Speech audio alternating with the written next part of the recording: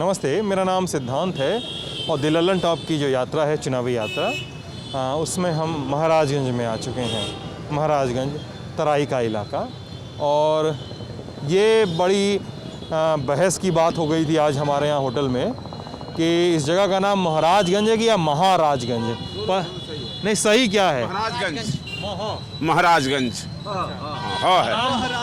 अच्छा, और महाराजगंज नाम कैसे पड़ा? हाँ, माना जाता है ये भगवान बुद्ध के नाना थे महाराजा अंजन जी, उन्हीं के नाम पर अंजन, महाराजा अंजन। अच्छा, उससे कुछ तो इसको महाराजगंज भी कहते हैं। हाँ। लेकिन ऑफिशियली हर जगह है। हाँ, जिला मुख्यालय की वेबसाइट वगैरह पे महाराजगंज महाराजगंज है। एक दो लोगों ने अभियान चलाया कि इसको महाराजगंज लिखा जाए, कहा जाए, हाँ। लेकिन चल नहीं पाया ये। क्योंकि वो तद्भव में हो गया महाराज, चल नहीं पाया। हाँ। अच्छा, तो ये महाराजगंज का सक्सेना चौक जिसको कहा जाता है, आम भाषा वालों सक्सेना चौक कहते हैं कि हम सक्सेना चौक कहा जाता है कि ये शिवन लाल सक्सेना की मूर्ति लगी हुई है। सामने चौराहा है, बगल में पुलिस चौकी भी है, तो जाम मत लगाइएगा आप लोग, पुलिस चौकी बगल में ही है। हाँ, क्या कौन थे सर शिवन लाल सक्सेना जी? सर प्रोफेसर शिवन लाल सक्सेना जी स्वतंत्रता सेनानी थे और संविधान निर्मात्री समिति के बहुत ही प्रमुख सदस्यों में से एक थे। अच्छा, जो लेबर लॉ लिखा हुआ है संविधान में, वो इन्हीं का लिखा हुआ है पूरा। अच्छा जी हाँ, जो मतलब जिस समिति के अध्यक्ष अम्बेडकर जी थे, उसके अध्यक्ष थे वो। उसमें मेंबर थे ये उसके समिति के सदस्य थे। अच्छा, जो लेबर लॉ लिखा है वो इन्होंने लिखा हुआ है। स्वतंत्रता सेनानी भी थे ये। सेनानी थे, कम से कम 15-20 साल तक जेल में रहे होंगे। और ये चौराहा और आका बनाया गया ये सब, ये मूर्तियाँ उर्तियाँ 3 साल हुआ। अधिक और अधिक हो गया। पत्रकारों ने बनवाया है, पत्रकारों ने बनवाया है ये। पत्रकारों ने बनवाया? हाँ, उस पर लगा हुआ उनका वो। अच्छा, पूरी और सर, आपका नाम क्या है? मैं KM अग्रवाल। क्या करते हैं सर आप? मैं अवकाश प्राप्त संपादक हूँ। अवकाश प्राप्त संपादक किस अखबार के सर? पूर्वांचल प्रहरी गुवाहाटी। अच्छा, अभी अखबार निकल रहा है, 89 से निकलना शुरू हुआ था वो।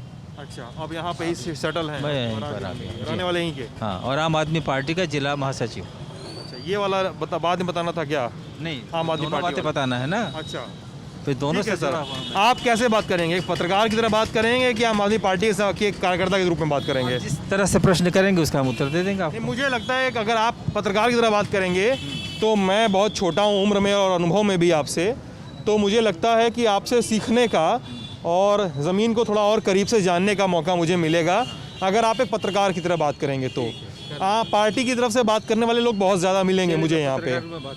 ठीक है, 5 विधानसभाएं हैं सर, एक निर्दलीय अमन मणि त्रिपाठी नौतनवा को छोड़ दें तो बाकी 4 विधानसभाओं पे भाजपा है, सांसद आपके भाजपा से यहाँ के, और यहाँ पे अभी भी समस्या सुनाई देती है कि नौतनवा तक रेल लाइन नहीं है और यहाँ के अस्पताल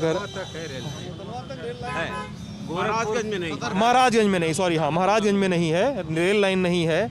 और दूसरी चीज़, यहाँ के अस्पताल रेफरल सेंटर की तरह गिने जाते हैं जो केवल केसेस को रेफर करते हैं गोरखपुर तक, गंभीर तुरंत भेज देते हैं, तुरंत। मतलब प्रयास भी नहीं करते कि अगर जैसे क्या है, मशीनें बहुत सारी यहाँ पर हैं, उनको चलाने वाला कोई टेक्नीशियन नहीं है। ये भी बहुत बड़ी समस्या है यहाँ। अच्छा, ये तमाम अस्पतालों की समस्या है। एक यहीं की नहीं, ज़िले में कई अस्पताल हैं जहाँ मशीनें हैं, टेक्नीशियन नहीं है। क्या करेंगे वो? डॉक्टर हैं, रिस्क लेना नहीं चाहते हैं। अभी कहीं मर गया तो मेरी बदनामी होगी, इससे अच्छा गोरखपुर मेडिकल कॉलेज सीधे भेजो सीधे। ये होता है यहाँ पर। जबकि डॉक्टर और क्या अच्छे हैं। समस्याएं सर महाराजगंज में जिनको लगता है सरकारों को सुलझाना चाहिए? समस्याओं की कमी नहीं है। बताएं सर, बताएं। जैसे मेन रोड अच्छे बन रहे हैं, हाईवे, नेशनल हाईवे क्या क्या है, लेकिन आप इंटीरियर में ग्रामीण क्षेत्रों में चले जाइए तो सड़कों की बहुत दुर्दशा है।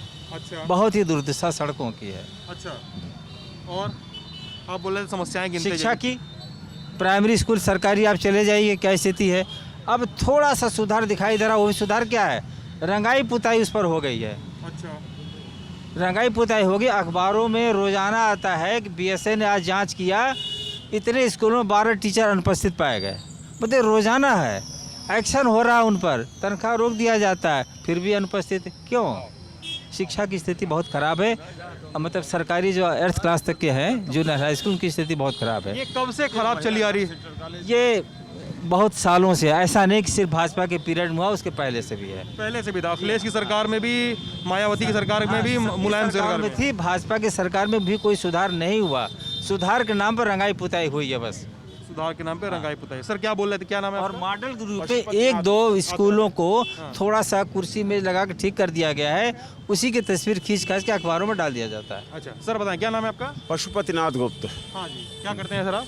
मैं व्यापार मंडल का प्रदेश संगठन मंत्री हूँ और आम आदमी पार्टी का जिलाध्यक्ष हूँ। ठीक है सर, बताइए क्या बोल रहे थे आप? मैं बोल रहा था यहाँ पर जैसे शिक्षा की बात हो रही है, सबसे महत्वपूर्ण शिक्षा का मामला है। महाराजगंज में बड़े स्कूल, अच्छे अच्छे स्कूल खुल गए हैं सरकारी, लेकिन उसमें टीचर नहीं है, व्यवस्था नहीं है, केवल बच्चों की लंबी फहरिस्त हो गई है, एडमिशन हो गए हैं, पढ़ाने वाले टीचर नहीं हैं और इसके कारण यहाँ शिक्षा का व्यवस्था पूरी तरह से ध्वस्त हो गया है। और अस्पतालों की बात जहाँ कर दें, पूरे जनपद में जितने सरकारी अस्पताल हैं, किसी सरकारी अस्पताल में रात का कोई प्रोग्राम नहीं है। कोई मरीज भर्ती होना नहीं चाहता है, मतलब इमरजेंसी ओपीडी में कुछ नहीं हो पाएगा? नहीं हो पाएगा। भर्ती ही नहीं होना चाहता क्योंकि वहाँ पर कोई देखने वाला नहीं है। अभी मैं नौतनवा कल बात किया तो कहे कि सामुदायिक स्वास्थ्य केंद्र नौतनवा का तहसील का सबसे बड़ा अस्पताल, लेकिन वहाँ रात में कोई रुकना नहीं है। नौतनवा सीएचसी में? नौतनवा सीएचसी में। महाराजगंज का जिला अस्पताल है, जो जिला अस्पताल में यहाँ मरीजों की भीड़ देख लेंगे और महाराजगंज जिले के सारे अस्पताल यहीं अपने मरीजों को रेफ़र करते हैं महाराजगंज जिला अस्पताल में, और महाराजगंज जिला अस्पताल रेफ़र करता है गोरखपुर मेडिकल कॉलेज में। अभी तो कोहरा नहीं पड़ रहा है, जिस समय कोहरा पड़ने लगता है भाई साहब, उस समय स्थिति ये हो जाती है कि लोग पागल हो जाते हैं, कैसे अपने मरीजों को ले जाएं गोरखपुर, मर जाते हैं रास्ते में जाते जाते कितने लोग। ये हालत है। एक्सीडेंट की वजह से आपका मतलब है? नहीं, एक्सीडेंट नहीं, पहुंच ही नहीं पाते हैं। कोहरे की वजह से स्पीड धीमी रखते होंगे और पहुंच दिक्कत नहीं ये होती पाते होगी। अच्छा, आज तक इतना दिन हो गया यहाँ जिला अस्पताल स्थापित हुए, 2 महिला डॉक्टर आज तक वहाँ पर नियुक्ति नहीं हो पाई परमानेंट वाली। जिला अस्पताल में? जिला अस्पताल में मशीन नहीं लग पाई, सीटी स्कैन की मशीन अभी नहीं लग पाई है यहाँ पे, मतलब कि रखा हुआ है। नहीं लग रहा। सीटी स्कैन की मशीन रखी हुई है लेकिन अभी तक लग नहीं पाया। पिछले सरकार रखी हुई है, धूल खा रही है, लगी नहीं है, आपका कहने मतलब है। और आप कह रहे हैं कि महिला चिकित्सकों की नियुक्ति नहीं, मतलब गायनेकोलॉजिस्ट में अगर गायनी में किसी को दिखाना है, किसी महिला को गायनेकोलॉजिस्ट को दिखाना है और सरकारी अस्पताल में दिखाना है तो कहाँ दिखाएगी? आती हैं 2 डॉक्टर संविदा पर, 2 डॉक्टर आती हैं, वो 10 बजे आती हैं, 1 बजे चली जाती हैं। अच्छा, हाँ, बस ये हालात हैं। डिलीवरी वगैरह कैसे होती है? अरे वो पुरुष डॉक्टर करते हैं, पुरुष डॉक्टर, 2 डॉक्टर हैं पुरुष। नहीं, ऐसा पक्का ऐसा होता है? एकदम, मैं खुद गवाह हूँ। ये क्या? सर्जन आते हैं, नहीं सर्जन आते हैं, 2 सर्जन हैं, वो पुरुष सर्जन हैं। पुरुष सर्जन ही आते हैं, वो सीजेरियन 2 बजे वो करते हैं वो लोग आके। अरुण गुप्ता जी हैं, वो जाके करते हैं जिला। मतलब ठीक है, अरुण गुप्ता हैं, एक अरुण कुमार सिंह हैं, 2 डॉक्टर हैं। ठीक है। हाँ, क्या नाम है? हाँ, ऑन कॉल है, अब आते हैं, अब आते हैं। ठीक है, क्या नाम है आपका? चंचल चौबे नाम है मेरा। क्या करते हैं चंचल? मैं भी राजनीतिक क्षेत्र में हूँ। राजनीति क्षेत्र में हूँ? जी जी। ऐसे बता रहे शिक्षा क्षेत्र में है, स्कूल खोले हुए हैं। सर मेरे 5 स्कूल चलते हैं महाराजगंज में। सर ऐसे राजनीति क्षेत्र में गुरु पार्टी बताओ। मैं भारतीय जनता पार्टी युवा मोर्चा का जिला कोषाध्यक्ष हूँ महाराज। जिला कोषाध्यक्ष? जी जी जी। तो क्या नाम बताया? चंचल चौबे। चंचल चौबे, सॉरी। तो चंचल जी, और यहाँ पे सरकार पे ये सरकार के बारे में ये कहा जा रहा है, कम से कम उन्होंने, सर जी ने तो ये भी कहा कि किसी की पार्टी रही हो कुछ सुधार नहीं दिखा स्वास्थ्य की हालत, ख़ासकर महाराजगंज में और लगायत गोरखपुर अगर गिने तो। और इनकेफेलाइटिस का मौसम जब आता है तो ये बातचीत और ग्रेव और गंभीर हो जाती है। और ज़िला अस्पताल में महिला डॉक्टर नहीं है प्रॉपर, संविदा पे नियुक्ति होती है, वो 1-2 बजे चली जाती हैं और मशीनें हैं जो धूल फाँक रही हैं, ऐसे आरोप हैं। मैं अभी गया नहीं हूँ और मैं यहाँ पे इसलिए सवाल जवाब कर लेता हूँ कि जिसने जो कहा उसका दूसरा पक्ष भी मुझे सुनने को मिल जाए, कहीं मैं एक पक्ष की बात सुन के चला न जाऊँ। जी बताइए चंचल।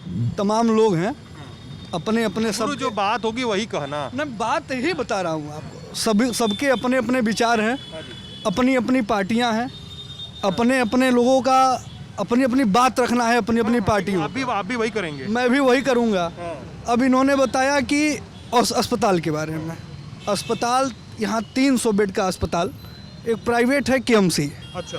लोगों का रुझान उसके प्रति ज़्यादा रहता है। सरकार ने तमाम जागरूकता अभियान चलता है, सदर अस्पताल जाएं और महिला अस्पताल जाएं, लेकिन यहाँ किसी को सरकारी अस्पताल में नहीं जाना। प्राइवेट अस्पतालों के प्रति यहाँ की जनता का, यहाँ की या कहीं की जनता का ज़्यादा रुझान रहता है। शिक्षा का मामला हुआ, अभी आप शिक्षा पे आरोप लगा रहे थे कि स्कूल नहीं है। एक बार सर आप यहाँ महाराजगंज में रुकेंगे, यहाँ से 500 मीटर पे विद्यालय है, सरकारी प्राइमरी विद्यालय, 1 किलोमीटर पे विद्यालय है, लगभग 2 किलोमीटर के अंदर में यहाँ 3 प्राइमरी मिडिल विद्यालय हैं। एक बार जब आप वहाँ पहुँचेंगे, खुद ज़मीनी हकीकत जो है वो आपको पता चल जाएगी।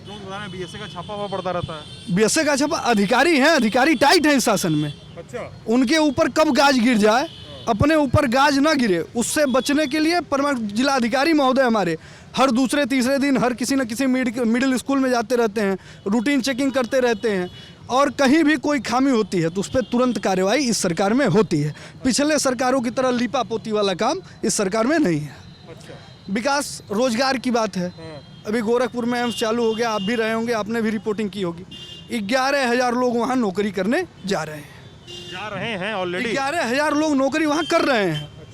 11,000 लोग नौकरी कर रहे हैं। 11,000 लोगों का नौकरी करने का मतलब तो महाराजेगंज के हैं क्या? नहीं, हमारे पूर्वांचल के ही होंगे, 1,000 बाहर के ही होंगे, लेकिन रहेंगे तो यूपी के ही। रोजगार किसे मिला? उत्तर प्रदेश वालों को मिला एम्स चलने से। स्वास्थ्य की बात कर रहे हैं, अब तक की किसी सरकार ने यहाँ के मेडिकल कॉलेज की स्थिति सपा सरकार में बद से बदतर थी। हमारी सरकार आई, माननीय प्रधानमंत्री जी ने एम्स का शिलान्यास भी किया और उद्घाटन भी किया, फर्टिलाइजर का भी शिलान्यास किया, उद्घाटन किया। जिस जनपद के 60 किलोमीटर दूरी पे एम्स हो, 60 किलोमीटर पे मेडिकल कॉलेज हो, अपने खुद जिले में सुचारू रूप से चलने वाले अस्पताल हो, वहाँ स्वास्थ्य की स्थिति कैसे बदहाल हो सकती है, ये आपको भी बहुत अच्छे से पता है। और जो सवाल किए हैं उनको सवाल तो ये है कि जिला अस्पताल में महिला डॉक्टर तक नहीं है। सवाल ये उठा रहे हैं कि मशीन है, लगी नहीं है। और आप बता रहे हो कि प्राइवेट अस्पताल में लोग जाते हैं क्योंकि लोग जागरूक नहीं हैं। तो गुरु, प्राइवेट अस्पताल में काहे भीड़ लगी है? सरकारी अस्पताल अच्छा होता और सरकार का जागरूकता अभियान अच्छा होता तो प्राइवेट अस्पताल में भीड़ काहे लगती? मेरा सवाल ये है। अब मैं इसलिए पूछ रहा हूँ ये क्योंकि आप लोग टैक्स देते होंगे, सब लोग टैक्स देते होंगे। इस भीड़ में मेरे ख्याल से कोई भी ऐसा नहीं है जो टैक्स नहीं देता होगा, ठीक है? मेरा मतलब इनकम टैक्स से नहीं है, टैक्स से है। माचिस खरीदोगे तब भी दोगे, हवाई जहाज़ खरीदने जाओगे तब भी दोगे। तो आप टैक्स दे रहे हो, आपके टैक्स के पैसे से सरकारी अस्पताल चलते हैं, और फिर आप अलग से पैसा खर्च करके प्राइवेट अस्पताल में इलाज करवाओगे, इसलिए सवाल जरूरी हो जाता है। बताइए गुरु। एक बार आप खुद जब सरकारी अस्पताल में जाएंगे तो आपको ज़मीनी हकीकत और जो अफवाह है इन दोनों का मतलब समझ में आ जाएगा। अभी इन्होंने बताया कि यहाँ जो है महिला डॉक्टर नहीं है। आपके पास मोबाइल होगा, आला अधिकारियों का नंबर होगा, निरुपमा उपाध्याय, शायद यही नाम है, निरुपमा उपाध्याय, डॉक्टर निरुपमा उपाध्याय यहाँ पोस्टेड है महिला डॉक्टर, और संविदा पे हैं या सरकारी हैं। आपको इलाज कराने से मतलब है या उनके वेतन से मतलब है? उन्होंने तो ये भी कहा कि उन्होंने भी कहा कि संविदा पर है। उन्होंने ये भी कहा कि लेकिन 1-2 बजे चली जाती हैं दोपहर में। उन्होंने ये कहा परमानेंट होना चाहिए।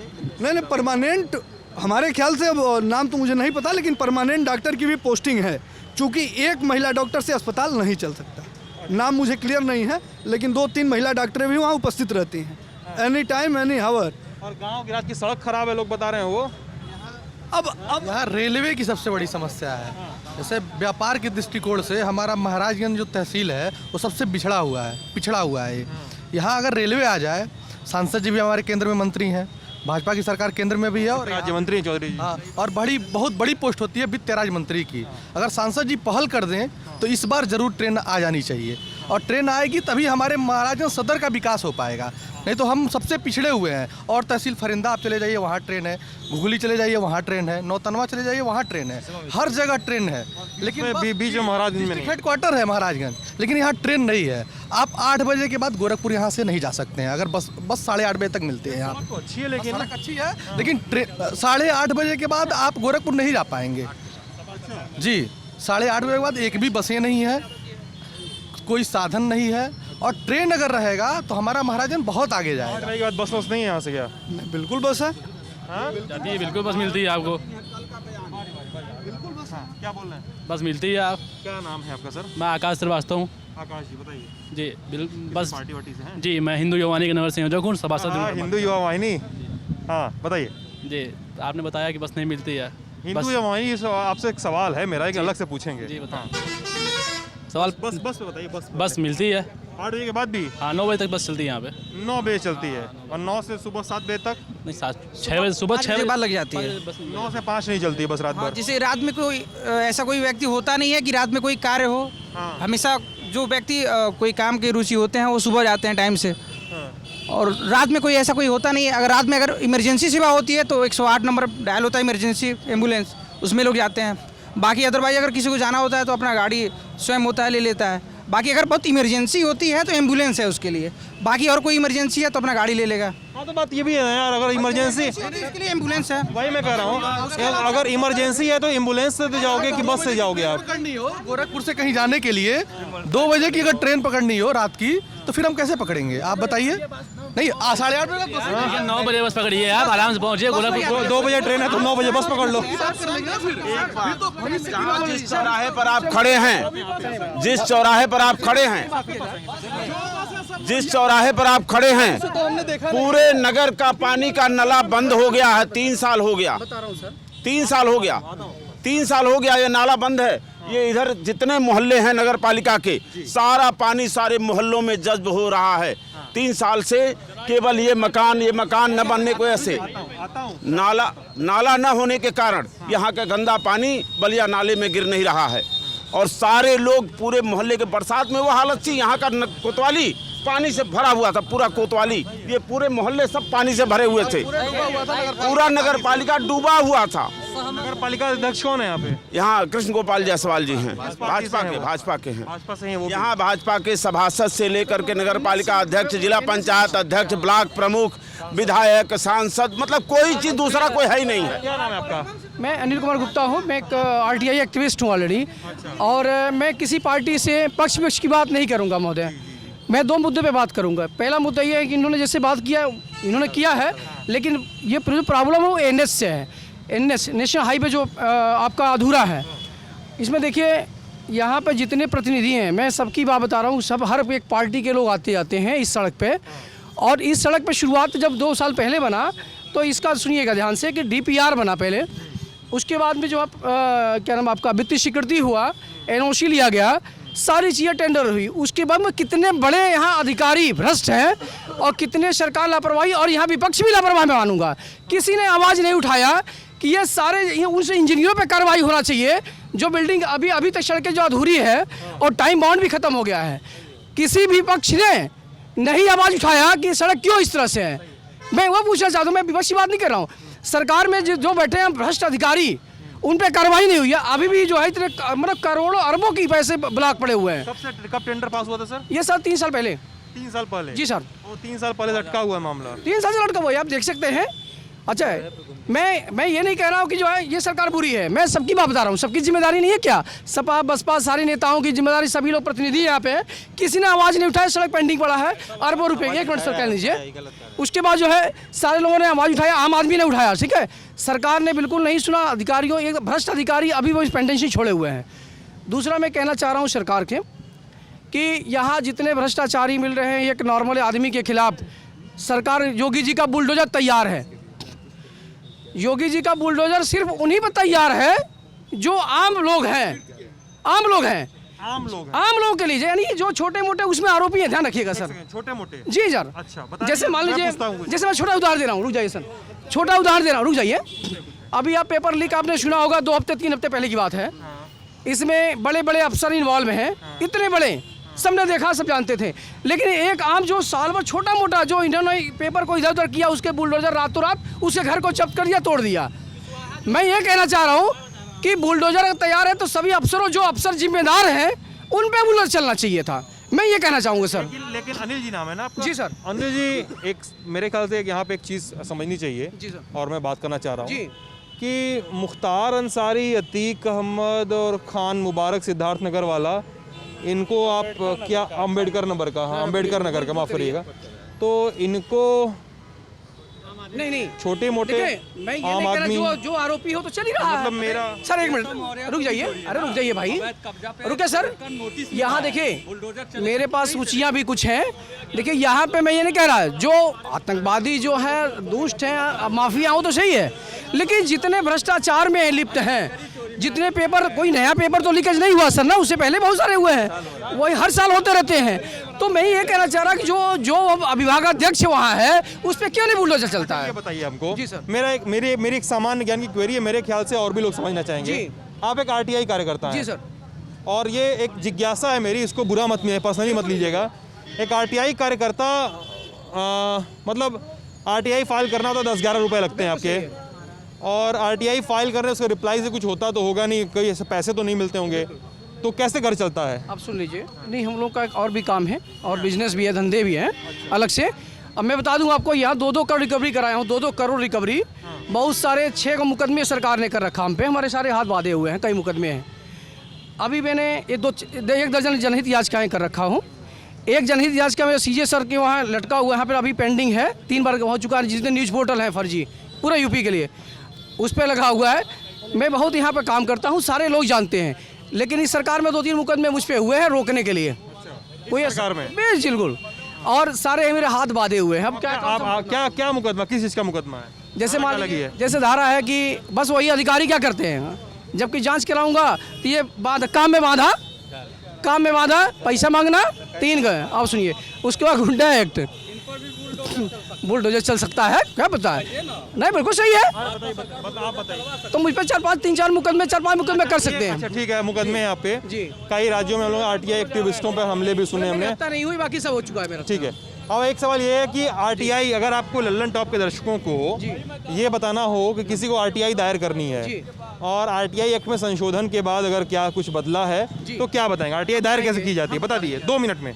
देखिए, धारा जो है हम 2005 की धारा 6(1) 2005 एक्ट, सुनिएगा, 2005 की एक्ट है, उसमें अलग अलग प्रावधान हैं। हम प्रथम अपील ही करते हैं, सेकंड मतलब जो भी है उसके धारा 18 अलग अलग होते हैं सर। वो कंडीशन होता है एप्लीकेशन पे, जैसे सामने आते हैं एप्लीकेशन उस बिंदुओं पे करते हैं तो हम उस कंडीशन में धारा को इस्तेमाल करते हैं। अगर मान लीजिए जैसे मैं सूचना दिया, आपने नहीं दिया मुझे या गलत दे दिया, तो भ्रामक उसके लिए आपत्ति होती है, अलग धारा होती है, सबके लिए सर अलग अलग धारा हैं।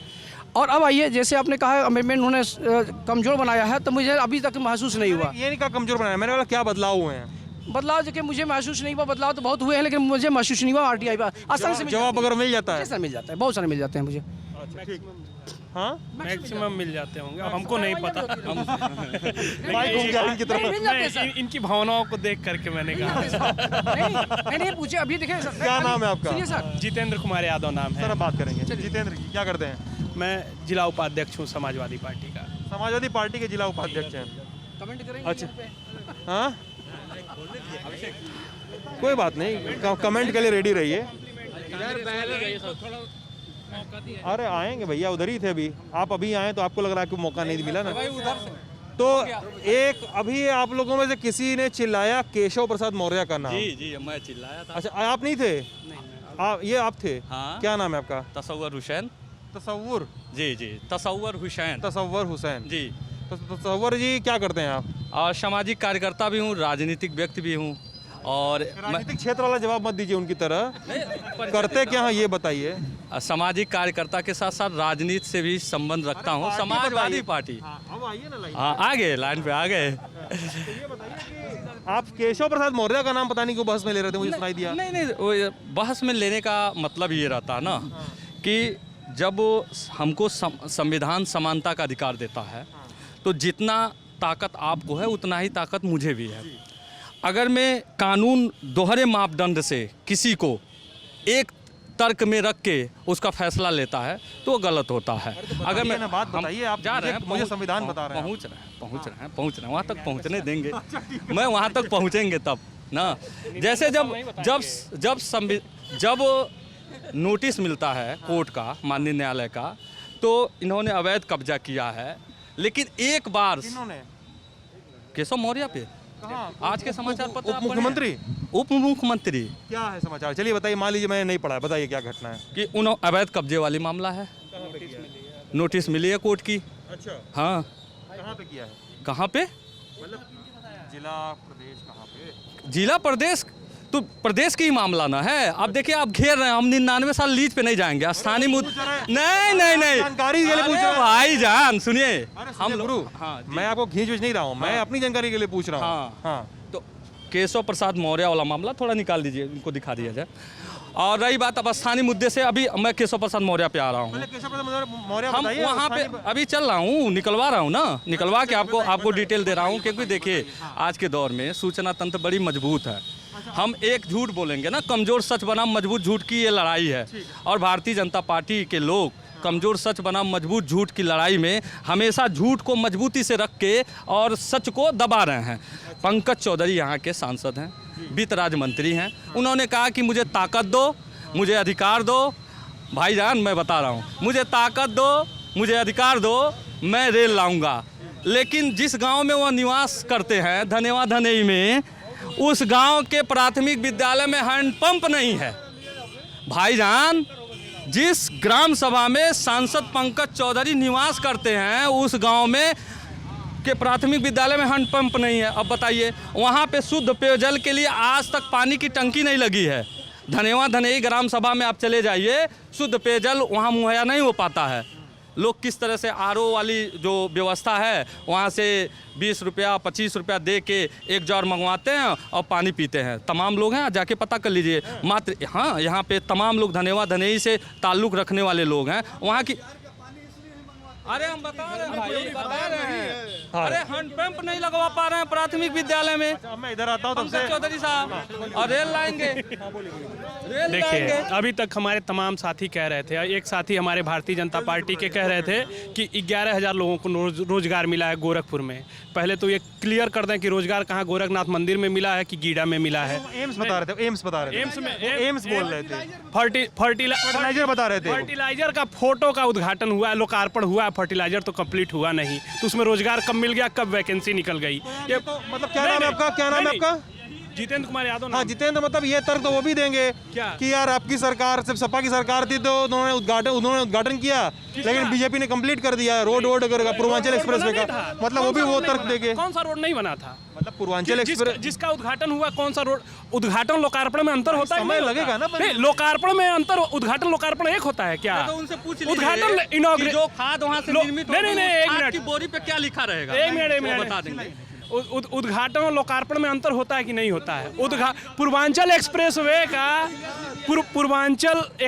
का उद्घाटन हुआ था सर, और जो आगरा एक्सप्रेसवे है उसका लोकार्पण हुआ था। लोकार्पण तब होता है जब काम कंप्लीट हो जाता है, और जब जनता को अर्पण करते हैं तब लोकार्पण होता है।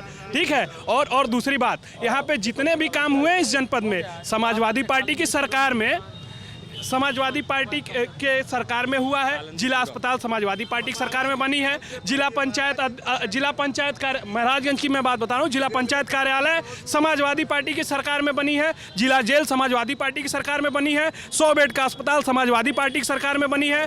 NICU समाजवादी पार्टी की सरकार में बनी है। इंसेफ्लाइटिस वार्ड बच्चों के लिए 10 बेड का समाजवादी पार्टी की सरकार में बनी है। और जिला क्रीड़ा स्टेडियम समाजवादी पार्टी की सरकार में बनी है। अभी 11 सर पता है, सुन लीजिए। अरे मेरी बात सुन लीजिए आप, जितेंद्र जी मेरी बात सुन लीजिए। आप अपने काम की बात कर रहे हैं, आप अपनी नेतागिरी चमका रहे होंगे। मैं बोल रहा हूँ कि अगर आप बताएंगे तो मतलब आप बताएंगे ना तो इलेक्शन मैनिफेस्टो लिख देंगे। आप इलेक्शन मैनिफेस्टो लिख देंगे। आप 2-4 चीजें बता दीजिए मुझे। अरे सुन तो लीजिए, 2-4 चीजें बता दीजिए। आपने क्या क्या बनवाया, इस पर इनके भी तर्क होंगे, उनके भी तर्क होंगे। मेरी बात सुन लीजिए सर, मेरी बात सुन तो लीजिए। अरे मेरी बात सुन तो लीजिए। इतना धैर्य नहीं कि आप मेरी बात सुने। बिल्कुल है। तो सुनिए मेरी बात जी।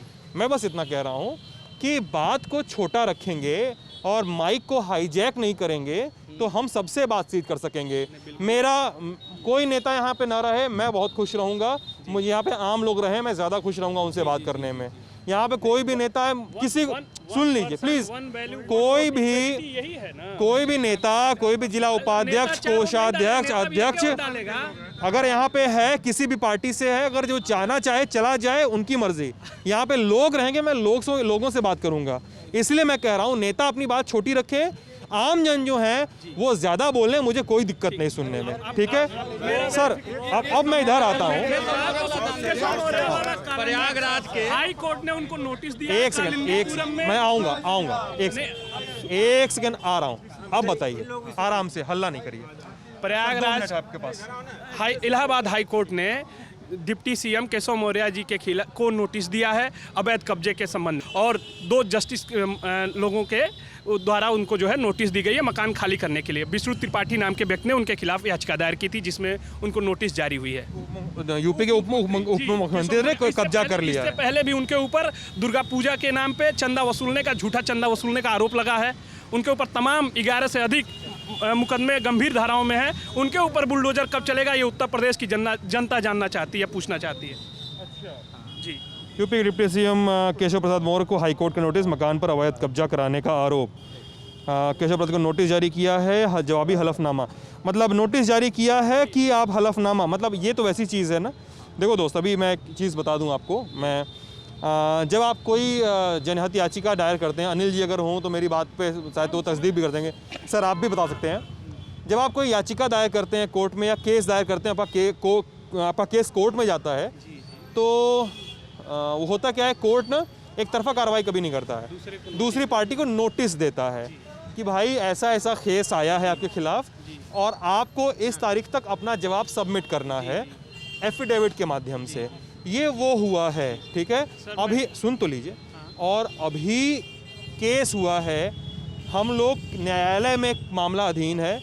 आप कोई भी मुझे ये कह सकता है यहाँ पर कमेंट सेक्शन में या यहाँ पर भी कि मैं बीजेपी का पक्षधर हूँ या सपा के विरोध में हूँ, लेकिन मैं फैक्ट बता सकता हूँ केवल कि जब मामला अब न्यायालय के अधीन में है और अब इस पे सुनवाई हो रही है, तो हम लोग इस पे रिजल्ट पे पहुंचने में थोड़ा सा हमें संयम बरतना होगा। ठीक है, हमें संयम बरतना होगा। हम बोले जी, बताइए। तो हम लोगों ने कहाँ कह दिया कि उनके खिलाफ जजमेंट आ गया? हम लोग भी तो कह रहे हैं उनके खिलाफ नोटिस जारी हुई है, नोटिस जारी हुई है। आपने कहा सर, आपने कहा सीएम के खिलाफ अब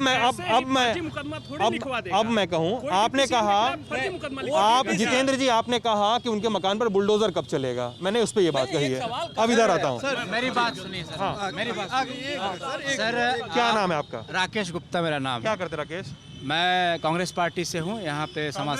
जी जी। बगल में बीजेपी वाले दोनों खड़े हैं। कोई बात नहीं है, पार्टी से ऐसा होता है ना कि यार, नहीं वही होता है यार, मतलब वही होता है कि अलग हो सकती है। हाँ कि यार बॉस की, अरे सर मतलब बॉस वही होता है ना कि भाई बातचीत किए, चाय पीने चले गए साथ में। नहीं, पहले राजेश जी ना, राकेश जी बताइए सर।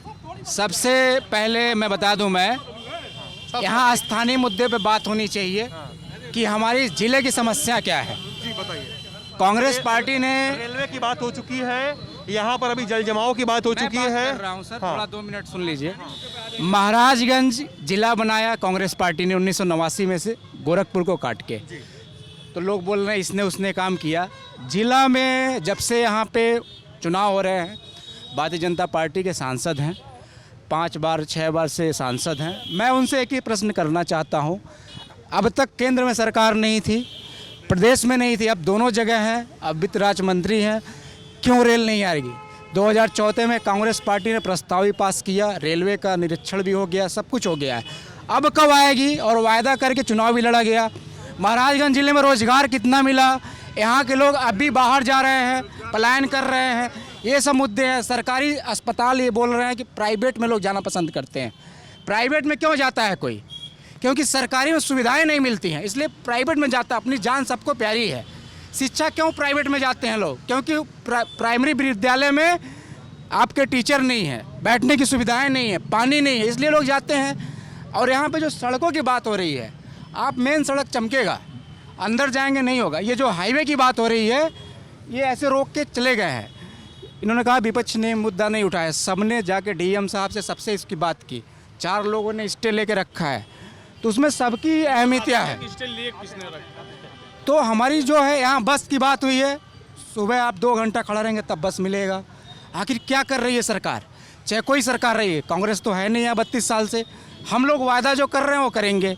मेरा यही डिमांड है भारतीय जनता पार्टी से कि यहाँ पे रेलवे ला दे, रोजगार के लिए यहाँ इंडस्ट्री बैठा दे, औद्योगिक क्षेत्र का निर्माण करे, रेलवे के साथ साथ बिजली की आपूर्ति हो, पानी की आपूर्ति हो, शिक्षा का स्तर, विश्वविद्यालय नहीं है, मेडिकल कॉलेज नहीं है यहाँ पे। अब भी गोरखपुर जाना पड़ता है, पढ़ने के लिए दिल्ली जाना पड़ता है।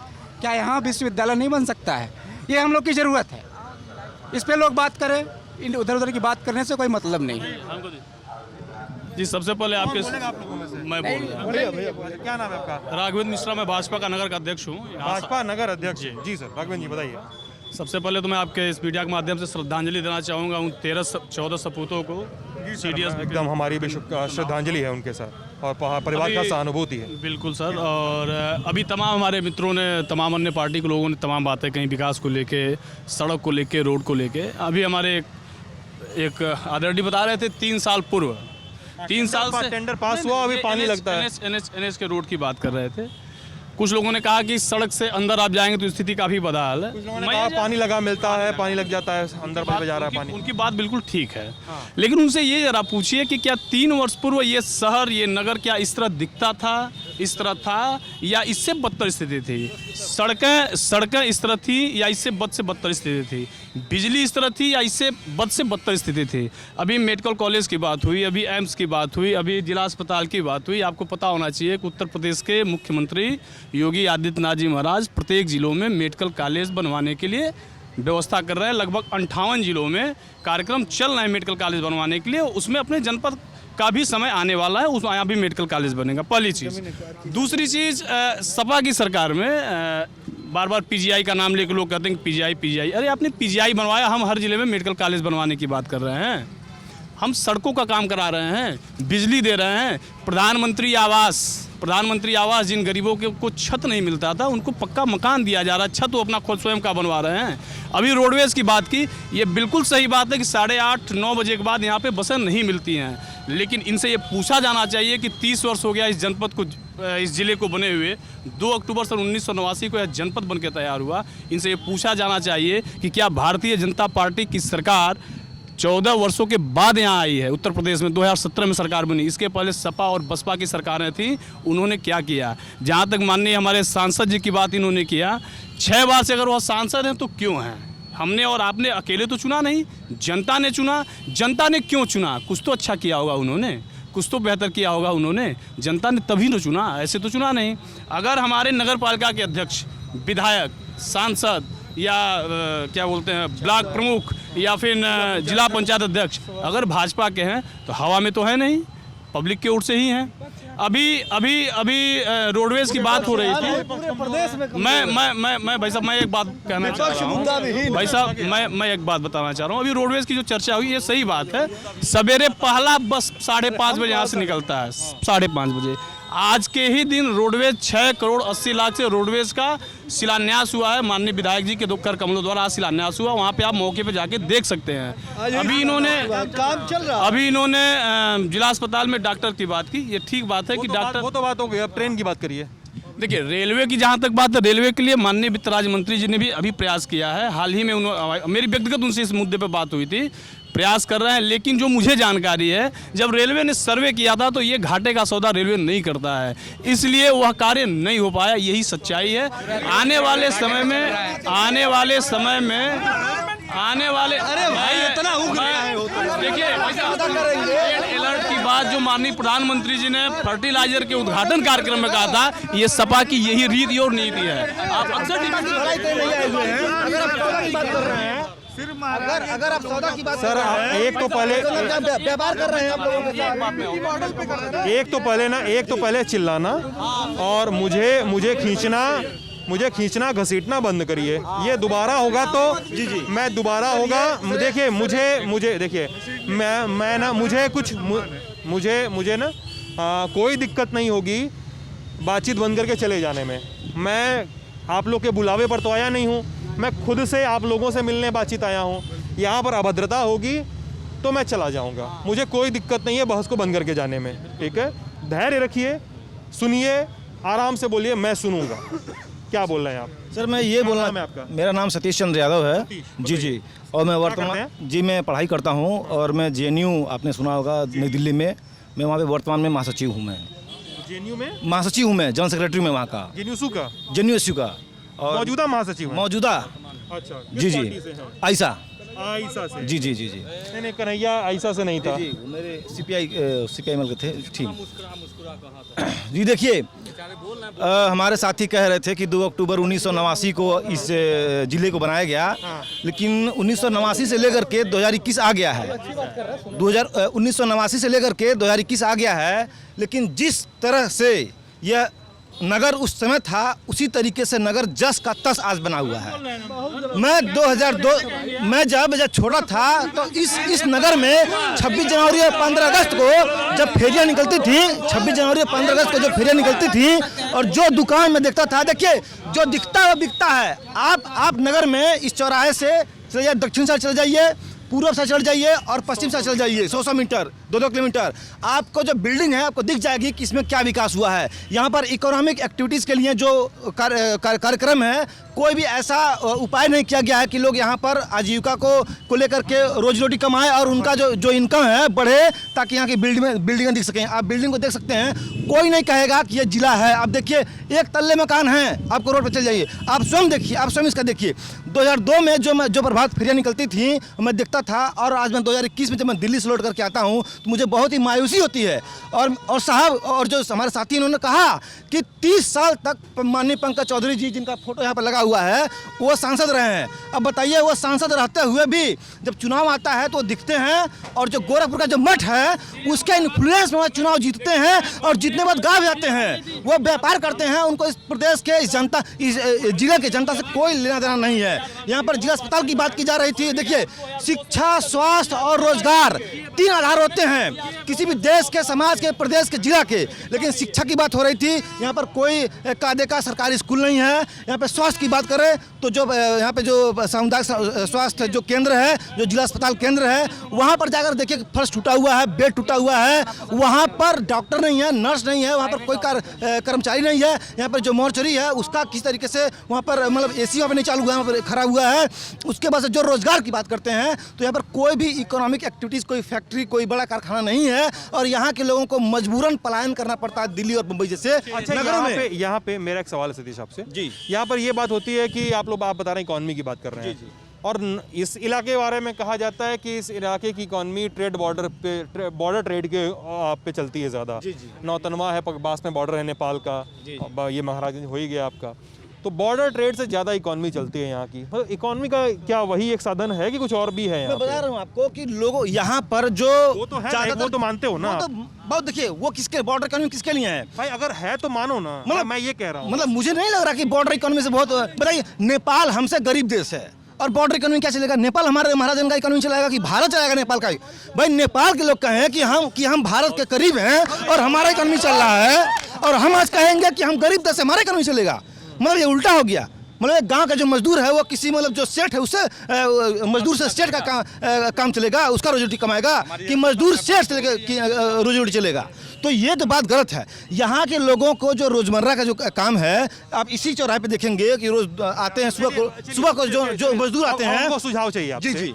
आप JNU में पढ़ते हैं जी, और JNU में जो लोग पढ़ते हैं, मुझे लगता है उनके बारे में, अच्छी यूनिवर्सिटीज़ में पढ़ने वाले लोगों के पास इनसाइट्स होते हैं कि क्या जाए, महाराजगंज में क्या पैदा होता है, क्या उपजाया जाता है, उस हिसाब से बताइए मुझे कि महाराजगंज में किस चीज़ की फैक्ट्री लगाई जाए, क्या कारोबार यहाँ शुरू हो, ये बताइए मुझे। देखिए, महाराजगंज जो जिला है, यहाँ पर धान, बिल्कुल फैक्चुअली बोल रहा हूँ मैं, बाकी लोग भी यहाँ पे अपना, अगर मैं गलत बोलूँ तो यहाँ पर अपना आवाज़ उठा सकते हैं। देखिए, मूल रूप से यह कृषि प्रधान एक जिला है। यहाँ पर धान और गेहूँ अधिकतर मात्रा में होता है। पहले यहाँ पे गन्ना भी होता था। जब मिल बंद हो गया है तो यहाँ के किसान मजबूर हो गए हैं। गन्ना मिल बंद हो गया था, घुगली वाला मिल बंद वो निचला गड़ौरा हाँ बंद हो गया था। ठीक है ठीक है।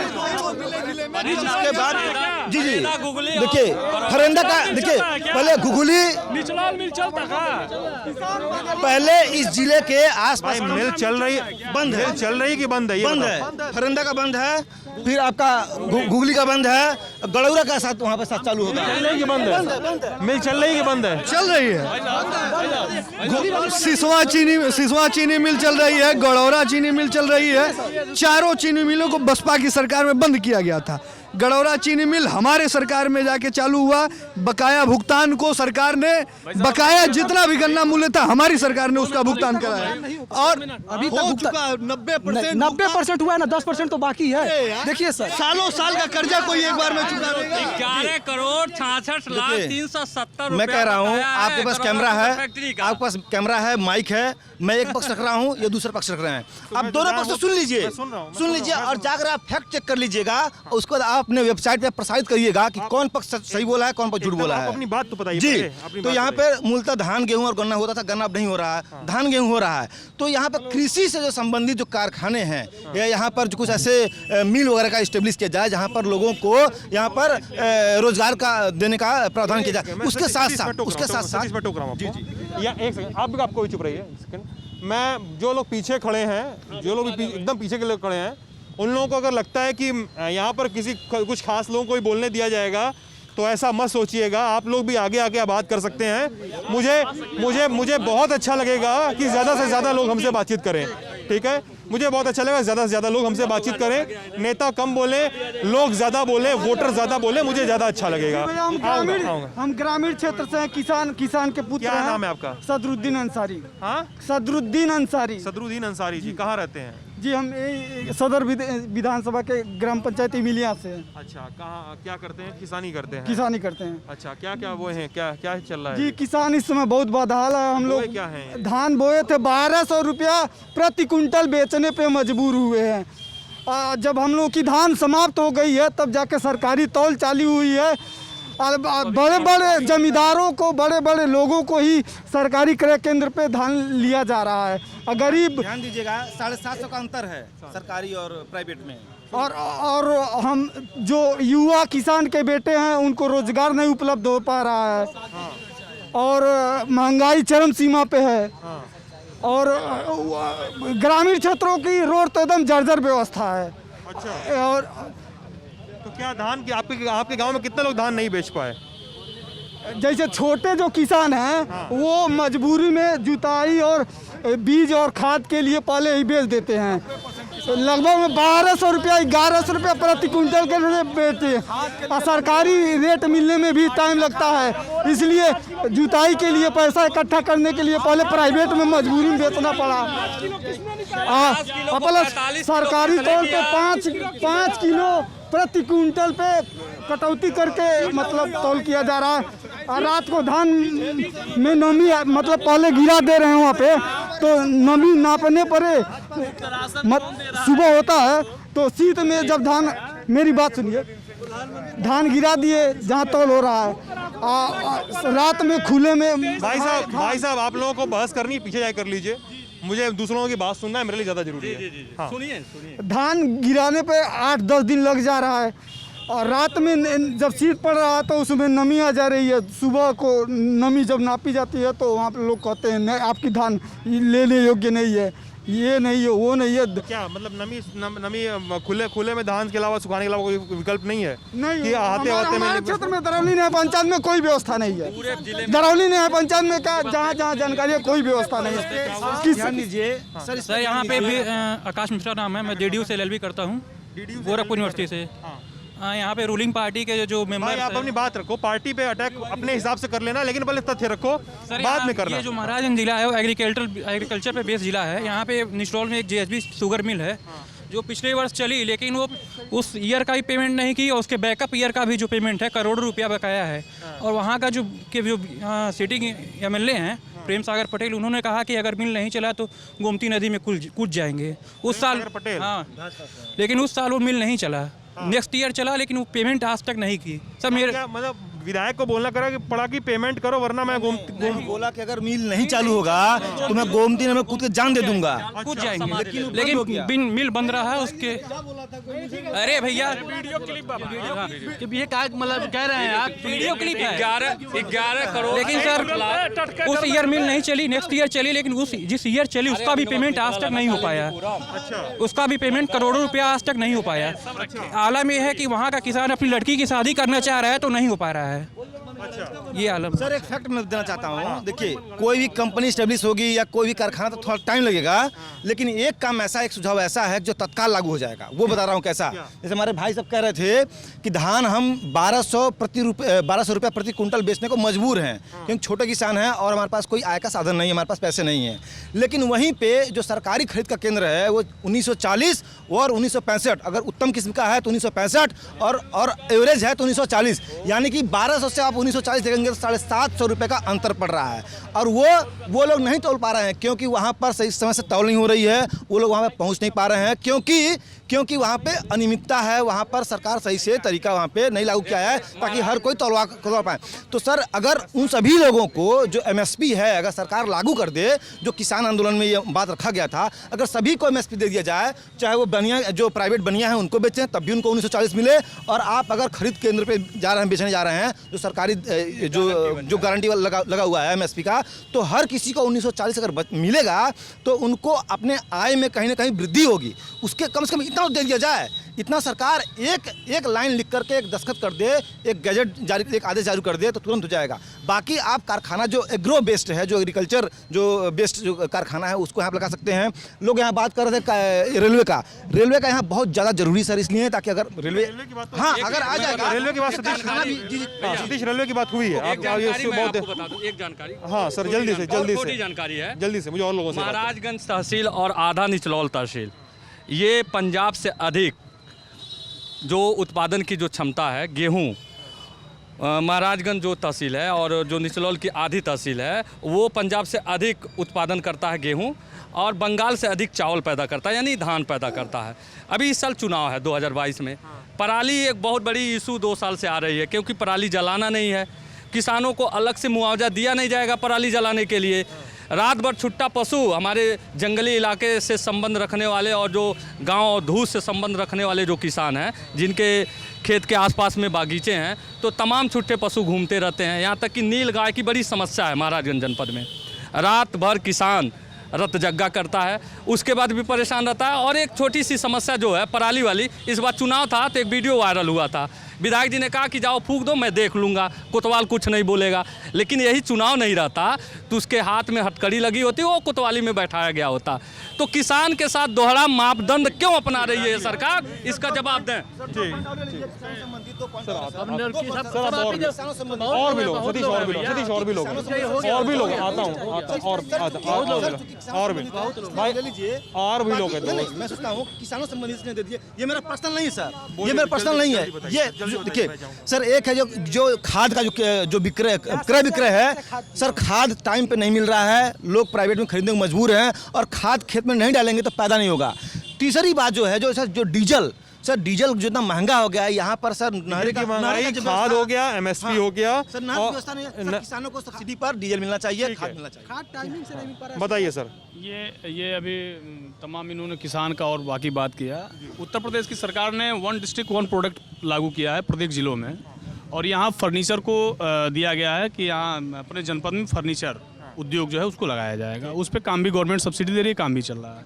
कृषि प्रधान देश अपना है और निश्चित रूप से तराई का अंचल है, तराई का बेल्ट है, और यहाँ पे किसान जो अभी आप अर्थव्यवस्था की जो आप बात कर रहे थे जनपद की, निश्चित रूप से किसान जो है ना, जब वो फसल उगाता है, चाहे चावल हो, गेहूँ हो या गन्ना हो, तो वह ज़्यादा उसकी अर्थव्यवस्था पर ज़्यादा काम करता है। रहा सवाल बॉर्डर का, अभी इन्होंने नेपाल का चर्चा किया, आपने नेपाल की चर्चा मैं नहीं कर रहा, लेकिन नेपाल हमारा एक गरीब राष्ट्र है, हम उससे अपनी अर्थव्यवस्था की अपेक्षा नहीं रख रहे। लेकिन चूंकि अंतर्राष्ट्रीय बॉर्डर होने के नाते लोगों का आवागमन तो आप बंद नहीं कर देंगे, तमाम चीज़ें हैं, हमारा भी व्यापार उनसे चलता है, उनका भी व्यापार हमसे चलता है। अभी एक भाई हमारे किसी चीज़ की चर्चा कर रहे थे, मुझे दिमाग नहीं आ रहा, हाँ अभी भाई साहब ये चर्चा कर रहे थे JHB शुगर मिल की 90% भुगतान हो चुका किसानों का, शुगर मिल चल भी रहा है। इनसे पूछिए कि इनके समय में वो शुगर मिलें क्यों बंद थी। बसपा की सरकार में वो शुगर मिलें बंद थी, उसको चालू BJP की सरकार ने कराया। 30 वर्षों के पश्चात अभी जो माननीय प्रधानमंत्री जी ने फर्टिलाइजर का उद्घाटन किया, मेरा सौभाग्य था कि मैं उस शिलान्यास में भी और उद्घाटन दोनों कार्यक्रम में मैं पहुँचा था, उस रैली में, उस सभा में। 30 वर्षों से बंद था, क्या उससे रोजगार के अवसर प्राप्त नहीं होंगे क्या? एम्स अगर खुल रहा है, आप अभी बात हो रही है सर रोजगार पे, बहुत देर पहले बात हो चुकी, फर्टिलाइजर और एम्स में बहुत देर पहले बात हो चुकी है। अभी बात हो रही है एक किसान ने बताया कि उसको 1200 रुपये कुंटल बेचने पे मजबूर हुआ, जबकि सरकारी मंडी पे रेप 1960 रुपये, 1940 रुपये, ठीक है 1940 रुपये, 750 का डिफरेंस दिख रहा है सीधे खरीद और फरोख्त में। और यहीं पे अगर एमएसपी का गारंटी लागू हो जाता है, एमएसपी का कानून बन जाता है, गारंटी मिल जाती है, तो आप बाहरी आड़तियों को बेचिए चाहे मंडी में बेचिए, आपको 1940 हर कोई देने को मजबूर होगा, ठीक है। अब सुन लीजिए, अभी आप यहाँ पे कहेंगे कि सरकार ने किसानों के लिए इतना किया कि किसान सम्मान निधि दे दी, ठीक है। किसान सम्मान निधि कितनी है साल भर में? 6000 रुपये। साल भर में 6000 रुपये। और 1 कुंटल धान का कीमत कितना है? 1940 रुपये। और किसान 1 कुंटल धान तो पैदा करता नहीं है, साल भर में कितना कुंटल अमूमन पैदा करेगा? खेत जोत के हिसाब से, छोटा किसान करेगा 4 कुंटल 3 कुंटल, बड़ा किसान उससे ज़्यादा करेगा। उसकी एक सीजन की फसल का दाम किसान सम्मान निधि से ज़्यादा होगा अगर वो एमएसपी पे कानून बनता है, उसको हर जगह एक रेट मिलता है। सरकारी मंडी में खरीद फरोख्त नहीं हो रही है, बाहर की मंडी में उसको सेम दाम मिल जाता है। तो आपको नहीं लगता कि सरकार को ये कर लेना चाहिए कि सर ये काम सर सही हो जाए? नहीं, आपकी बात सही है और मैं थोड़ा समय लूंगा आपकी बातों का जवाब देने के लिए। अभी आपने जो नहीं, ज़्यादा नहीं लूंगा मैं। आप सुन तो लो, अब सुन तो लो भाई देखो दोस्त, मैं आपके सवालों का जवाब देने के लिए यहाँ पे खड़ा नहीं हूँ। भाई साहब के सवालों का जवाब दूंगा। आई बात समझ में? भाई सुन लो। अब मैं बता रहा हूँ, 6,000 रुपये अगर सरकार ने दिया तो वो छोटे किसानों को दिया कि छोटे किसान जो कम से कम 1500 की उनकी आवश्यकता होती तो किसी से कर्ज पे लेते थे, उधार लेते थे। सरकार ने सेंट्रल गवर्नमेंट ने व्यवस्था लागू की कि कम से कम वह 2000 रुपये हर 3 महीने पे यदि लेते हैं तो उनको वह व्यवस्था मिल जाएगी 6000 रुपये। उसमें लाखों करोड़ का सरकार अपना पैसा किसानों के ऊपर खर्च कर रही है। जहाँ तक एमएसपी की आपने बात की, निश्चित रूप से आपकी बात मैं मानता हूँ सही है, लेकिन हमको एक चीज़ बताइए, अगर किसान आंदोलन चल रहा था पूरे देश में, आज खत्म हो गया सर वो? मैं जान रहा हूँ ख़त्म हो गया। गवर्नमेंट ने रिटर्न में लिख के भी दे दिया कि हम एमएसपी पे एक रिटर्न उन्होंने दे दिया कि उसको हम लागू करेंगे। सरकार भी चाह रही है किसानों के लिए काम करना, सरकार कर भी रही है। देखिए, आप किसी के नीति पे आप विरोध कर सकते हैं, लेकिन इतना विश्वास तो मैं जरूर, इतने विश्वास के साथ मैं कह सकता हूं, आप मोदी के नियत पे विरोध नहीं कर सकते। नियत में कोई खोट नहीं है। मेरा काम नहीं, मैं अपनी बात कर रहा हूं, मैं आपकी बात नहीं, मैं अपनी बात कर रहा हूं, मैं आपकी बात नहीं। नियत और नीति दोनों से काम देश चलता है। जिसकी नीति में खोट हो, जैसा अभी आप कुछ देर पहले डिबेट में देख रहे थे, जो वो रेड अलर्ट की बात जो चर्चा माननीय प्रधानमंत्री जी ने किया, वो आपको यहाँ पे दिख भी गया। मैं भी काफ़ी समय से यहाँ पे खड़ा हूँ, लेकिन आप देख रहे होंगे कि मैंने इन लोगों से ज़्यादा बोल सकता हूँ, लगातार बोल सकता हूँ, लेकिन नहीं, लेकिन वैसा वो चीज़ें अच्छी नहीं लगती हैं, सब अपने ही हैं। तो मैं यही कहना चाहूँगा कि विकास, स्वास्थ्य, शिक्षा, इन हर एक विषयों पे सरकार ने बखूबी काम किया। और 2022 में, सॉरी सर आपका नाम बोल रहा हूँ मैं, राघवेंद्र जी। तो राघवेंद्र जी, यहीं पे एक सवाल उठता है ना कि फिर यही लोग आपके ऊपर सवाल उठेगा कि ये 700 किसानों की मौत, 1-1.25 साल बाद कानून की वापसी, और उस ठंड, जाड़े और कोविड की पूरी पीक के बीच में किसानों का वहाँ डटे रहना, ये सब जो फिक्रमंदी है किसानों की, जो जाहिर सी है सरकार को है और नहीं है तो होना चाहिए, मैं यहाँ पे दोनों बातें कह रहा हूँ, ये सब चीज़ें क्या पहले नहीं हो सकती थी? पहले हो सकती थी, नहीं पहले तो ये कहा जाता था कि ये किसानों के हित में है। मैं बिल्कुल मैं कह रहा हूँ, आपने शायद प्रधानमंत्री जी का संबोधन नहीं सुना। नहीं, मैंने सुना कि हित में है कि और दिए के उजाले जैसा सच कुछ लोगों को, चंद लोगों को समझ में नहीं आया। उन्होंने ये भी कहा कुछ तपस्या में, तो तपस्या वो ये हंस सकते हैं, इनको हंसने में बड़ा आनंद आता है, लेकिन मैंने यही इसीलिए मैंने कहा कि आप उनके नियत पे प्रश्न चिन्ह नहीं उठा सकते।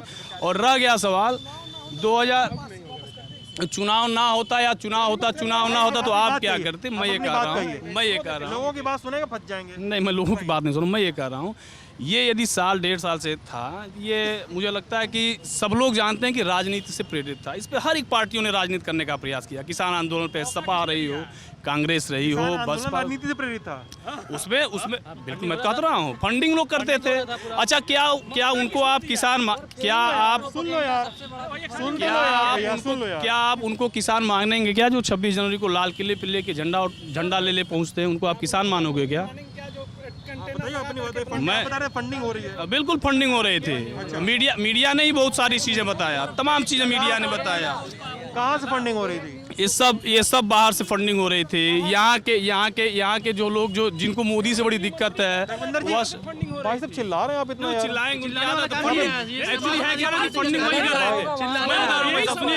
फंडिंग वही कर रहे थे, राजनीति वही सेक रहे थे, इसलिए वो चिल्ला रहे, उनकी आदत है। कहाँ से फंडिंग हो रही थी? ये फंडिंग हो रही थी कहाँ से? ये कहीं न कहीं बाहर से हो रही थी, अन्य देशों से फंडिंग होती रही। बिल्कुल होती रही, आज भी होती है। राकेश टिकैत को आज अपनी कमेटी से उन्होंने बाहर कर दिया है।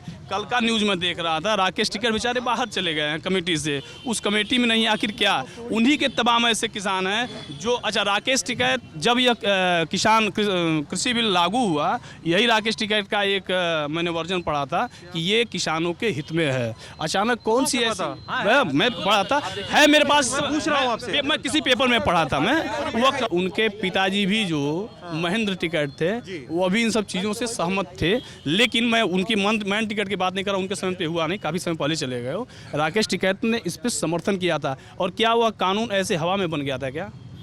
तब उस समय आखिर पार्टियां क्या कर रही थी, जो विपक्ष के लोग थे वो क्या कर रहे थे? अच्छा सुनो राघवेंद्र जी, इस पे जब वोटिंग हुई थी, इसके जब वोटिंग हुई थी, कहा जाता है, आरोप लगते हैं कि उस समय का पूरा वीडियो फीड गायब हो गया था। कहा जाता है कि राज्यसभा में जब ये वोटिंग हो रही थी तो सांसदों को इसका मार्शल द्वारा लेकर बाहर कर दिया गया था और फीड ऑफ हो गई थी। और वोटिंग क्या हुई, कैसे हुई, इसके बारे में कोई पारदर्शिता नहीं थी। ये सारी बातें हुई हैं, मतलब वो राज्यसभा लोकसभा टीवी संसद टीवी के उतने समय सारे मिनट गायब रहे, ये भी कहा जाता है। कहने के लिए तो बहुत कुछ कहा जाता है, कहने के लिए तो कुछ भी ये लोग कह सकते हैं। क्या इनके कहने पे सारी बातों को आप मान ही लेंगे क्या? राज्यसभा में क्या हो गया, लोकसभा में क्या हो गया, ये कुछ भी कर सकते हैं। इनको विरोध करना है, ये कुछ भी कर सकते हैं। आप एक चीज़ तो आप अच्छी तरह जान लीजिए कि जितनी भी विपक्ष की पार्टी, आपसे बाबू मैं अपनी बात आप कहिए, आप हमारे छोटे भाई हैं, विपक्ष के जितने लोग हैं, विपक्ष के चाहे सपा हो, कांग्रेस हो, बसपा हो, इन सबका एक एजेंडा है, मोदी हटाओ, योगी हटाओ। लेकिन शायद प्रदेश और देश की राघवेंद्र जी यार, ये तो नहीं मैं बता रहा हूँ, देश की जनता इस चीज़ को बिल्कुल स्वीकारने वाली नहीं है, और आने वाले समय में 2022 में दिख जाएगा। राघवेंद्र जी पता है, हल आपस में लड़ लीजिए तो किनारे कर लीजिए। राघवेंद्र जी पता है, ये तो मतलब ये तो है ही पॉलिटिक्स ना। विपक्ष तो चाहेगा ही कि मोदी को हटाएं, बीजेपी भी चाहेगी कि इनको पावर में ना आने दें।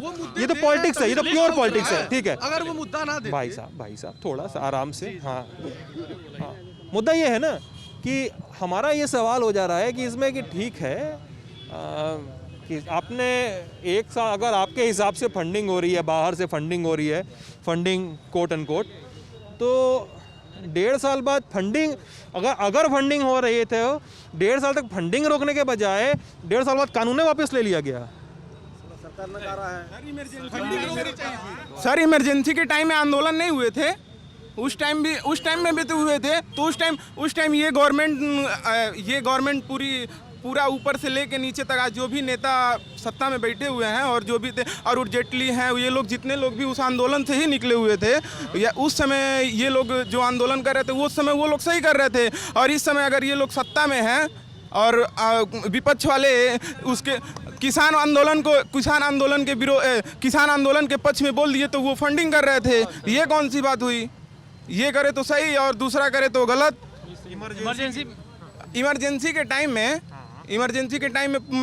आंदोलन नहीं हो रहे थे, एकदम हो रहा था, तब जेल भरे गए थे, अखबारों पे प्रतिबंध लगे थे, संपादकीय काले हुए थे। इंदिरा गांधी के कुछ गलत डिसीजंस में से एक शुमार है वो। हाँ, इस पे राहुल गांधी ने भी कहा था कि ये एक बड़ी गलती थी, इस पर ऐसा कुछ कहा था उन्होंने, मुझे वर्ड नहीं याद है। और आपने कहा है कि मतलब आपके क्या नाम है आपका? अमन नायक। अमन, आपकी का बात का मतलब है कि इमरजेंसी के समय जो लोग विरोध कर रहे थे उन्होंने कुछ ऐसा किया, तो अब जो विरोध कर रहे हैं उनकी फंडिंग हो रही है, ऐसे आरोप लगाए जा रहे हैं। ये जब अपना पक्ष नहीं दे पाते हैं लोग, तो लोगों को बदनाम करते हैं। यही इनकी राजनीति है, यही करेंगे। मैं स्टूडेंट हूँ, हाँ, मैं BA 3rd ईयर का स्टूडेंट हूँ। मैं 2 साल से लेखपाल की भर्ती का इंतजार कर रहा हूँ, अभी तक कुछ नहीं। ये है सब अटके हुए हैं, कोचिंग में कोई फीस देके वैसे कि 25 तारीख तक आचार संहिता लग जाएगा, वैकेंसी है, ये है, वो है, अभी तक कुछ नहीं, कुछ नहीं। सिलेबस आ गया है, सिलेबस आ गया लेकिन नौकरी स्मार्टफोन दे रहे हैं। ये फंडिंग नहीं है। बोलो गुरु, क्या बोल वही बोल रहे हैं, शिवम पांडे नाम है। नाम तो बता ही दिया, बात क्या बोल रहे थे? वही जो बोले, नहीं वही जो बोले उन्हीं के, मतलब उसकी बात को समर्थन दे रहे हो? हाँ, उनके बात का समर्थन। दोस्त है, हाँ साथ में कोचिंग। हाँ एकदम परेशान हो गए। रोजगारी तो मुद्दा है ही है। आएगा हमारे महाराजगंज जिले का ये डबल इंजन सरकार है जो, क्या नाम है दोस्त तुम्हारा? सलमान अली। सलमान, बताइए। हमारे महाराजगंज में 6 बार के मेंबर ऑफ पार्लियामेंट रहे संसद पंकज चौधरी। आज 30 साल हो गया उनको, तो 30 साल में क्या वो महाराजगंज के रेलवे नहीं दे सकते थे? रेलवे की बात हुई है सलमान, रेलवे की बात अभी हुई है, और इन लोगों ने कहा है, मतलब सत्ता पक्ष की जो पार्टी है उन लोगों ने कहा है कि रेलवे ने सर्वे वगैरह किया और उन लोगों को यहाँ से ट्रेन चलाना बहुत बेनिफिशियल नहीं लगा, इसलिए नहीं चलाया गया। अभी मुझे जो किसी ने बोला मुझे ये याद है। हाँ गुरु, हमने बीजेपी को वोट दिया, क्या इसलिए दिया था कि डीजल 100 रुपया भरवाएं? हम कबाड़ का काम करते हैं, थोड़ा कमाते हैं, तो डीजल हम 100 रुपये का डलवाएं तो क्या पाएँ, क्या कमाएं, क्या खाएं? ये बताइए सर। 200 रुपये का तेल खाएं। स्टूडेंट का क्या होगा? जो कमा नहीं रहे वो लोग कहाँ से तेल भरवाएंगे? पूरा व्यापार ध्वस्त है। आप सारे व्यापारियों से पूछ लीजिए, व्यापार का इस टाइम इतना बुरा हाल है कि लोग अपना परिवार नहीं चला पा रहे हैं। मैं खुद व्यापारी हूँ, इसलिए मैं अपना दर्द बता रहा हूँ आपको कि 2 साल से, पिछले 2 सालों से ये सरकार हर मुद्दे पे फेल रही है। किसान के मुद्दे पे, व्यापारी के मुद्दे पे और शिक्षा के मुद्दे पे। व्यापार भी जब हमारा सही ढंग से नहीं चलेगा तो देश हमारा कैसे बढ़ेगा? मात्र 2% लोग तय कर रहे हैं कि किसको व्यापार करना है और किसको व्यापार नहीं करना। अभिषेक राय। अभिषेक, चलिए आपको कुछ कहना था सर, आप बहुत देर से मुझे आवाज़ दे रहे हैं। ये सरकार हर नाम बताओ। सुजीत गुरु? यादव। सुजीत, हाँ, क्या करते हो गुरु? मैं पढ़ाई करता हूँ छात्रों। किस क्लास की? लॉ किया है मैंने। लॉ की पढ़ाई कर रहे हो कि हो गई? लॉ फाइनल हो गया। कहाँ से? डीडीयू? नहीं, यहीं एक प्राइवेट कॉलेज है, सिद्धार्थ यूनिवर्सिटी का, सिद्धार्थ यूनिवर्सिटी से एफिलेटेड है। सिद्धार्थ यूनिवर्सिटी से एफिलेटेड है। अच्छा, ये सरकार नेतागिरी भी करना है? नहीं, नेतागिरी नहीं। लॉ वाले थोड़ा निकल जाते हैं नेता। मैं एकदम लोकल मुद्दे पे, लोकल मुद्दे पे, लेकिन लॉ वाले अक्सर नेता निकल जाते हैं। निकल जाते हैं। मैं लोकल मुद्दे की बात कर रहा हूँ। ये सरकार शिक्षा के क्षेत्र में फेल है, रोजगार के मुद्दे पे फेल है। जो भी एक तो वैकेंसी आती नहीं है, जो भी परीक्षाएं अभी टेट की होने वाली थी, पेपर लीक हो गया।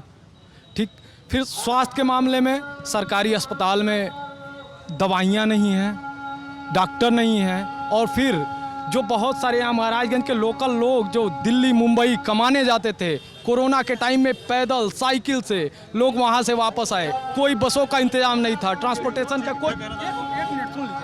भाई समय बहुत कम है। नहीं दोस्त, महाराजगंज जिले में 12 ब्लॉक हो चुकी है। नहीं, ये बात सुन लीजिए, जरूरी बात है। 12 ब्लॉक है महाराजगंज जिले में, और हर ब्लॉक में मोदी जी की रैली में जाने के लिए 7 तारीख को गोरखपुर एम्स और फर्टिलाइजर का जो उद्घाटन होना था, रैली में जाने के लिए प्रत्येक ब्लॉक में 75 बसें। सरकारी धन का ये बर्बाद करना, रैली में भीड़ जुटाने के लिए सरकारी धन की, सरकारी बसों को भीड़ जुटाने के लिए ले जाने के लिए, ये कहाँ का वो है? कौन बोलेगा गुरु? कायाकल्प योजना के अंदर। क्या नाम है आपका? सिद्धार्थ पांडे। क्या करते हैं सिद्धार्थ? प्रोफेशन से टीचर हूँ। टीचर हैं? कहाँ पे? यहीं लोकल ही हूँ। सरकारी में? नहीं, प्राइवेट स्कूल में हूँ, लोकल टीचर। हाँ, शिक्षा वगैरह पे बात हो रही है, लोग बता रहे हैं कि महाराजगंज में स्थिति सही है नहीं। शिक्षा व्यवस्था बिल्कुल मैं कह सकता हूँ कि खराब है। और अभी कुछ दिन पहले ही एक ज़बरदस्त धांधली टीईटी की परीक्षा में हुई थी। मुझे लगता है कि आज तक के इतिहास में ऐसी कभी नहीं हुआ कि पेपर देते समय पेपर वापस लिया जाए। और बाकी चीज़ रोज़गार की बात है।